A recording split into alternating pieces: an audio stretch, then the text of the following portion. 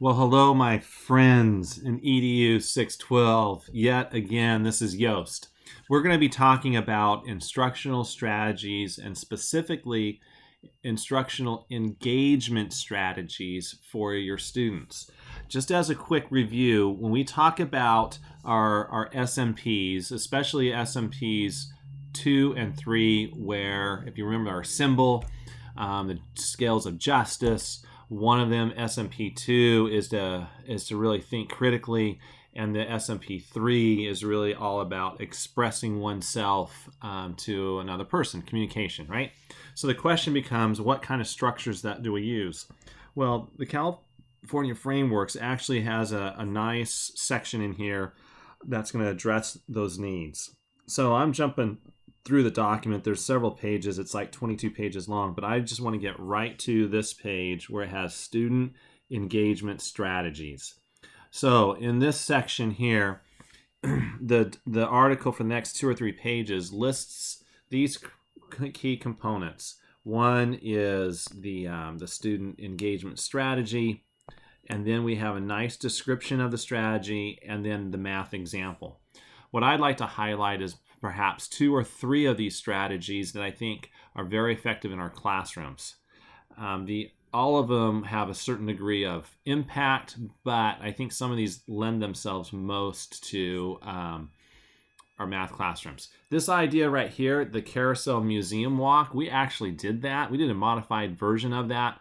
After the class did their wonderful presentations on their SMPs, we put out those sheets of paper by SMPs, like 4 different versions of SMP1, SMP2, and we walked around the classroom. You did some observations. So we actually did a carousel museum walk, had you do a little bit of sharing out about the things you've learned.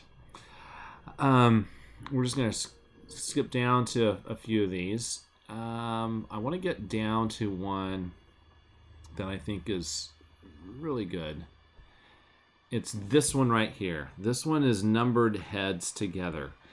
And so a number of heads together, as this talks about, that's a cooperative learning strategy. So basically, let's say that your kids were in a group of 4. You have 4 kids in a group. And the numbered heads together is very simple. You have, each kid is given a number. And then you will give them some sort of question. Give them a question to figure out. Maybe it's a pattern to come up with or a math problem to solve. They're going to work together. But we're actually going to try and raise the anxiety level with this idea. It's like, anxiety level? Yes, because one of these students are going to share out. So imagine in your classroom you have 1, 2, 3, 4, 5, 6 groups of students, all of which have 4 students in there. And so the 6 groups of students, you have 24 students, 6 groups are working on a problem. After a period of time, the students are been working on it. So basically you would say, ready, set, go. Students stand up. They're working on the problem. When they have the solution, they sit down. When they sit down, that's a signal to you that the kids are done. So then you're going to do something real simple. You're going to randomly select one of these 6 groups. So maybe roll a die, and let's say your die comes up a 3. So now you're going to choose group number 3. So that's the group you're going to choose.